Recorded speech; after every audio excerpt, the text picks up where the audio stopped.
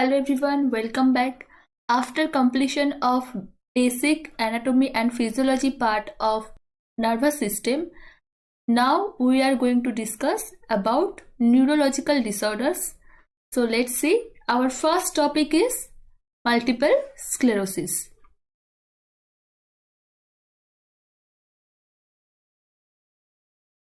It is a chronic, progressive and degenerative disorder that occur due to destruction of myelin sheath of neurons of CNS, central nervous system. Myelin sheath is essential for normal conduction of nerve impulses. We have already discussed about myelin sheath, how it forms and what is the function of it, right? So basically in multiple sclerosis, what is happening? This myelin sheath are destructing, right? That's why it is a chronic, progressive and degenerative disorder that occur due to destruction of myelin sheath of neurons of CNS. Otherwise, it may also define as in multiple regions the myelin sheath deteriorates to sclerosis, that is hardest scar. So basically it's not only destructing, it's forming a sclerosis, means hardest scar. And multiple sclerosis usually occur between 20 to 40 years and women affected twice as men. So women are affected twice, right, in twice number. Now coming to etiology. Autoimmune disease, formation of antigen-antibody complex in response to viral infection. Family history, that is also an important factor, that is genetic factor. Now coming to risk factors, see, pregnancy, fatigue, stress or trauma. All these will be risk factor. Now coming to clinical manifestation. Paresthesia, abnormal sensation like burning, prickling and fornication. Okay, so all these will be seeing. Paresthesia, that is abnormal sensation like burning, pricking and fornication. Then fatigue and weakness due to damage of only myelin sheath and nerve fibers are not affected. So fatigue and weakness, it will be seen due to damage of only myelin sheath and nerve fibers here are not affected. So decreased perception to pain, temperature and touch due to destruction of axons. Okay, that's why in older that pain perception and other the temperature perception all will be decreased. So that's why we have to check accordingly, like accurately also. Sometimes we should not ignore whatever they are telling, especially old age people, right? Ataxia, that is defective muscular coordination due to cerebellar involvement. Vertigo, what is that? Sensation of moving around in space.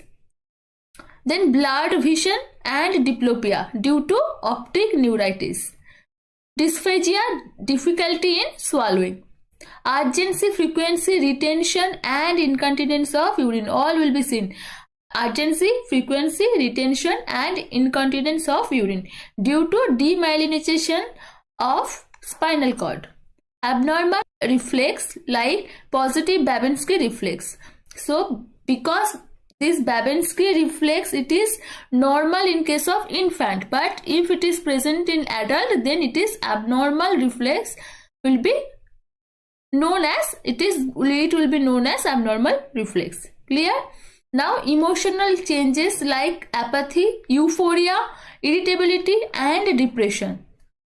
Now what is that? Hemiplegia, that is paralysis of one side of body due to unilateral lesion of pyramidal tract at cervical region or at cerebral cortex and brainstem. So hemiplegia is basically when one side of body is paralyzed, okay, due to unilateral lesion of pyramidal tract at cervical region or at cerebral cortex and brainstem.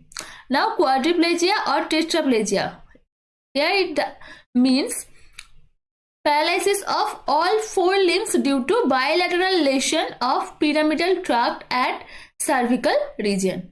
Here all four limbs will be paralyzed. Now what is paraplegia now? It is both lower limbs due to bilateral lesion of pyramidal tract at thoracic and lumbar region. So hemiplegia is one side of body is paralyzed. Quadriplegia, all four limbs are paralyzed. Paraplegia is paralysis of both lower limbs due to bilateral lesion of pyramidal tract at thoracic and lumbar region. What is diplegia? Paralysis of similar parts on both sides of the body. Clear? Now coming to next, that is monoplegia, paralysis of a single limb or a single group of muscle. So monoplegia is single limb or single group of muscles will be paralyzed. Diagnosis, it is MRI. It can detect 3-4 millimeter diameter sclerotic plaques. We have studied, right? Not only distracting the myelin sheath, it also like forming the hard plaques, right? That's why they are saying that with MRI we can detect 3 to 4 millimeter diameter sclerotic plaques. EEG, that is electroencephalogram, and CT scan. Increase gamma globulin level in CSF. Then management part, that is provide rest during attack, place an eye patch on the affected eye for diplopia, then administer corticosteroid, that is prednisone and methylprednisone, or immunosuppressant, that is azathioprine and methotrexate. Okay, cyclophosphamide for anti-inflammation and for immune suppression. Clear? Then advise the client to avoid fatigue, stress and infection. Advice for the balanced diet including low fat, high fiber to relieve constipation, gluten free, high protein and potassium rich diet. Okay, advise the client for safety measures related to sensory and motor loss. So basically what is happening in multiple sclerosis here, मतलब demyelination मतलब क्या है, myelin sheath will be distracting, right? So that's why both sensory and motor nerve is affected. So here we have to manage according to clinical manifestation. So you have to revise it again.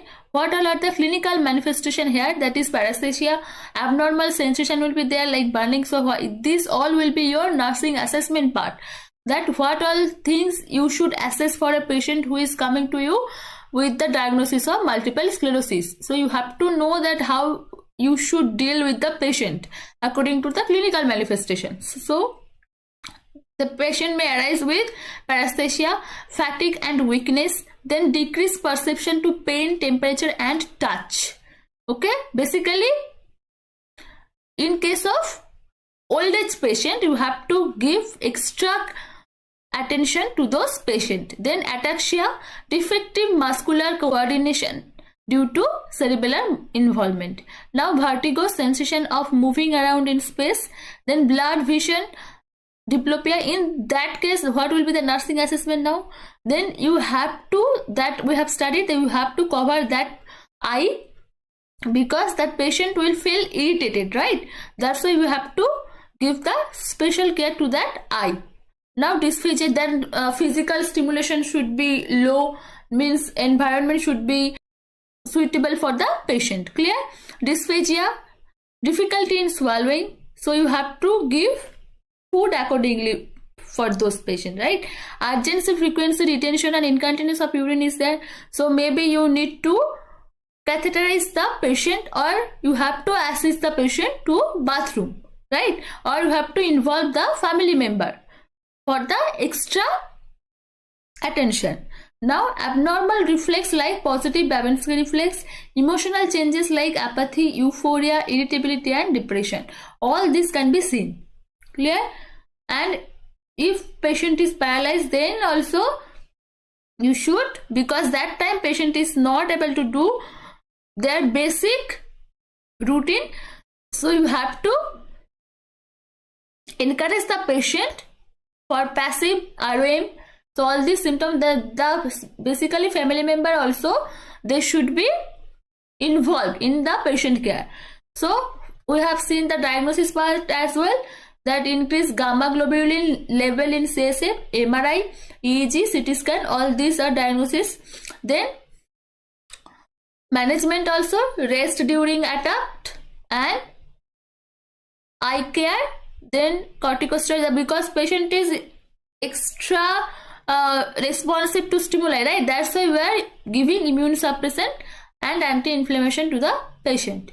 Then advise the client to avoid fatigue, stress and infection. Advice for balanced diet including low fat, high fiber to relieve constipation, gluten free, high protein and potassium rich diet. Clear? Next is advise the client for safety measures related to sensory and motor loss. We have already discussed. So hope you have understood. Thank you so much for hearing me.